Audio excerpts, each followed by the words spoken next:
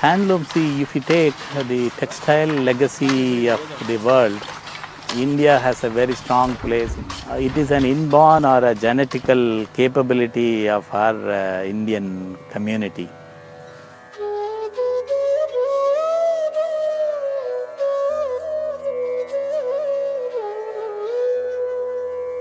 Handloom skills are extraordinarily brilliant. They can produce magic. But yet most of them are, let's say, languishing, and some of them are even on the verge of extinction. It's not because they have become irrelevant. It's basically because most of them are less resourced handloom communities, and also most of these communities are not aligned to emerging market dynamics, business systems, concepts, and last but not the least, the contemporary expectations, design expectations. Handloom is one of the most charming and intriguing industries. It's ancient, but at the same time there's a modernity about it, because in the modern world people are turning away from fast fashion. Just as they're understanding that fast food is not good for their health, fast fashion is actually not good for the economy. Actually, in India before 30 years only the handloom was existing. Even my grandfather was selling at a good price. Regarding that working conditions of my workers, I am not really happy. They work around 8 hours a day and I pay around $5 to $6 per day. Aging for a weaver is approximately 55 to 65. It's very, very difficult work. It's laborious work. They pour their bodies into it, but also their heart and soul. Consequently, by the age of 50 or 60, their bodies are worn out. Their sons, however, don't want to take up the task. So within 20 years, I expect that unless something is done to help these societies and give them pride in their work again and inspire the young people to take up weaving, we're going to be in a global situation where handloom is inaccessible. Recently we have initiated an organization called 5P Ventures, meaning preserve, protect, promote the village skills for the prosperity and posterity of the villagers. 5P believes in creating a self-sustaining circular business model whereby the weavers can weave, the global market is given access to the products that those weavers weave, and they are paid way and above the average wage. And 5P is also, though it is a for-profit organization, this organization is going to be totally focused on seeing that the end beneficiaries are the artisans. I think we would be able to help these artisans earn at least 4 to 5 times more than what they are earning at present. And by design, 5P is going to be is going to address only the niche segment of the market, fashion segment of the market.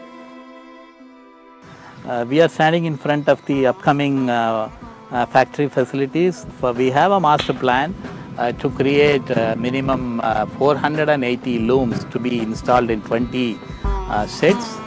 5P integrated manufacturing facility, which is coming up near Chenimalai, will be a first of its kind, I can say, because it's going to be modern.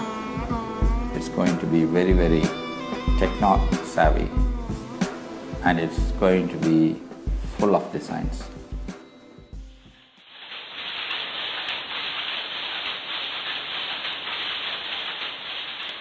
Having experienced power looms, auto looms, rapier looms and the hand loom, the most profound difference to me is the sound and the feeling that is in the immediate environment where either machines are working.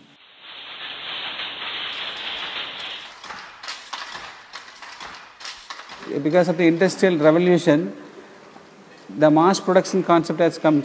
Mill-made product is very cheaper than the handloom product, because handloom, a weaver can weave up to minimum of 5 to 6 meters per day, means the power loom can weave up to 50 meters.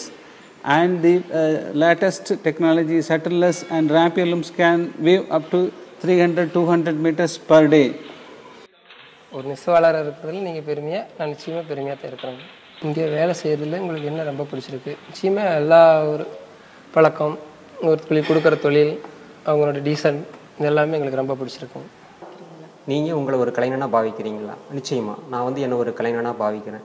ஏன்னா நான் வந்து என் மூலமாகவும் சரி, மற்றவங்க மூலமாகவும் சரி, இந்த தொழிலை வந்து ரொம்ப நேசிக்கிறதுனால நிச்சயமாக நான் வந்து என்ன ஒரு கலைஞன் சொல்லிக்கல பெருமைப்பட்டுக்கிறேன், பாவிக்கிறேன், அப்படி தான் நினைக்கிறேன். And at the moment they love their work, yes they do, but there's still a little bit of a shame and stigma attached to telling people that they're weavers, because generally it's not seen as a glamorous job, nor should it be. It's humble, but at least they should be working in an environment where they feel comfortable and where they feel proud, where they'd be able to take their grandchildren and say, look, this is what I do, and their grandchildren might be thinking, oh, this would be okay. It carries a huge social empowerment potential too, because it is very labor intensive. It offers a lot of job opportunities at the village level. So I am seeing in the coming 10 years time, definitely it will be able to give minimum opportunity for 1,000 people. That's my scale in which we want to grow. Say we should impact the life of minimum 1,000 people. Because one could ask a question, why do we have to protect, preserve and promote textile heritage? What does it do for me? No, it offers you prosperity to your future generation. And just as in today's day and age, people are shifting towards whole foods and organic foods, in a similar way, I'd like to see a future where we have in our wardrobes less clothing but higher quality clothing. The bottom line is, if you want to help, first of all, go and buy yourself one handloom piece of clothing. If you're a man, buy yourself a beautiful handloom linen shirt. If you're a lady, it might be a shawl. You might buy it from a high-end boutique. It might be expensive, but I promise you, when you wear that garment, you will feel the energy, you will feel the love, you will feel the meditation that has gone into producing that thing, and you'll never throw it away. Again, it will be a restarting for the weaving industry as a whole. This is my dream. I wish and pray this should be achieved by everyone's support.